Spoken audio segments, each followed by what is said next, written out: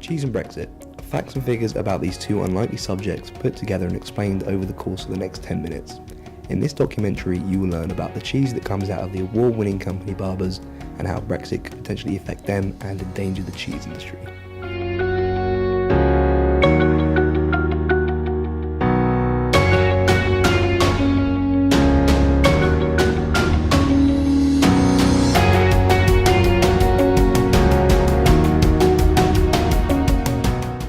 The Barbers family moved to Somerset 300 years ago and started by renting 2 farms off the local landowner. Fast forward 200 years and they are milking 3,000 cows over 300 acres and producing over 20,000 tonnes of cheese a year. On average, that's 75 tonnes of cheese a day.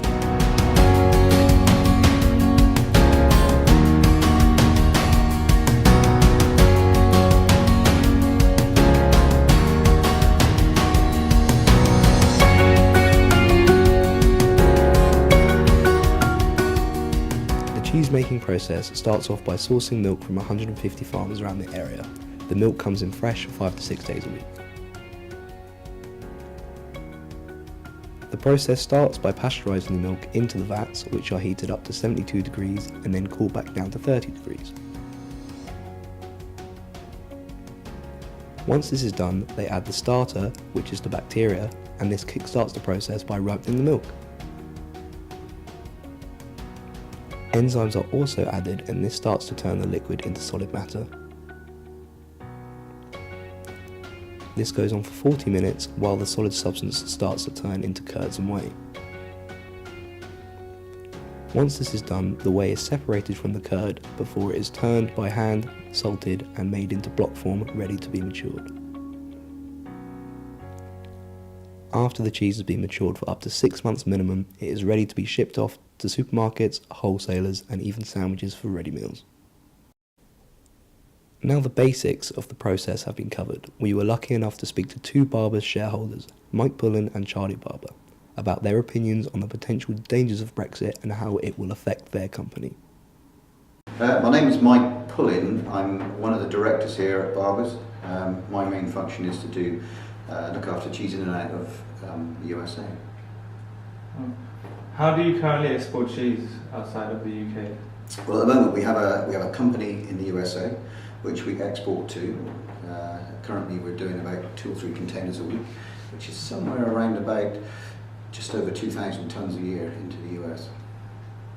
How will Brexit change the way you export cheese? Brexit, well, it's one of these things I think nobody really knows. I mean, I don't know what the date is today. Is it the 12th today? 12th of March today. So I was meeting last night with the Prime Minister, with the Europeans. They seem to be quite confident that the legislation will leave us with a clear joint customs deal. And in that case, it won't actually probably affect us exporting stuff into the US at all. Right, so do you think you are safe from the potential dangers of Brexit? I don't think we're completely safe because we don't really know where we are yet, completely. I mean, nothing's been signed. This deal that was agreed last night has to now go through the UK Parliament, and so until that date I don't think we can really say we're completely safe. So in your opinion, do you think Brexit will go well? Or? In my opinion, when you've got 50% of the country doesn't want to do it and 50% of the country do, or thereabouts, there's not enough margin to really anybody to ever agree. So I think this will, my feeling is that this will probably go on for a very long time yet.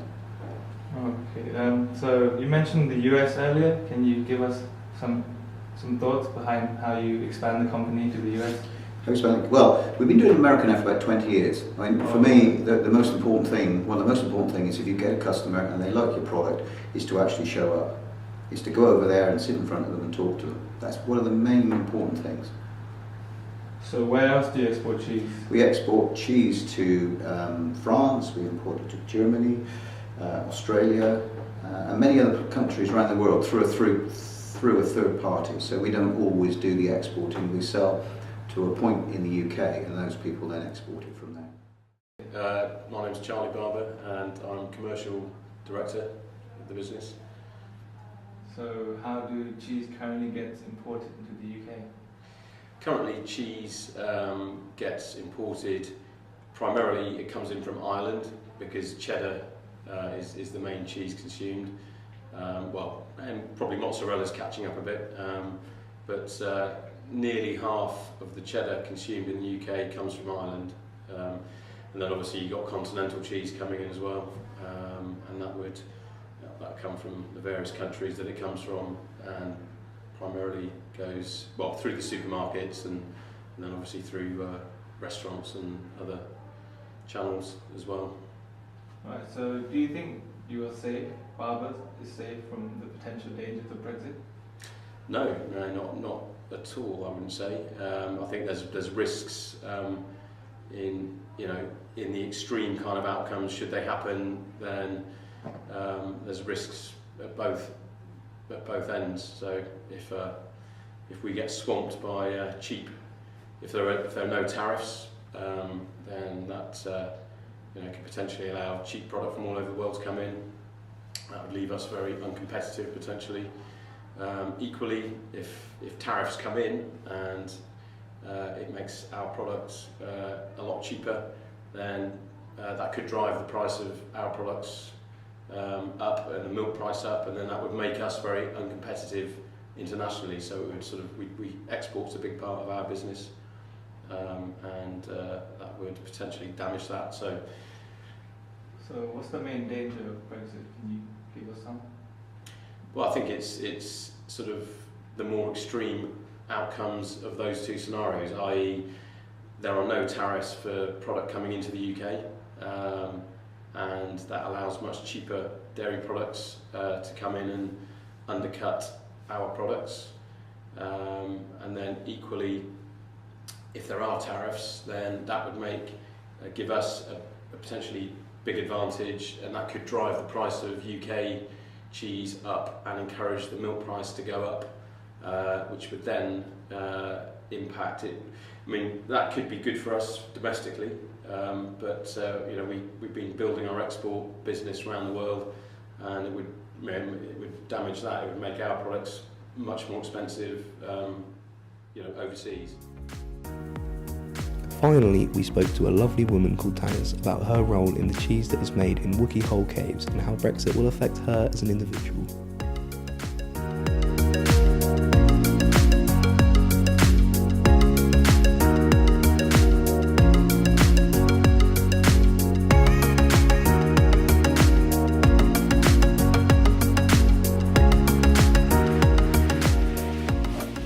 Alright, so what's your name and what's your role at Barbers? I'm Tanis Pullen, and I look after the cheese in the cave. It's cave-aged cheddar, Wookey Hole cave-aged. So how does Barbers book this place? Basically, we have it, and we've had it for the last 11 years. It's part of Wookey Hole Caves, and we're deep within the earth. How do you bring the cheese here?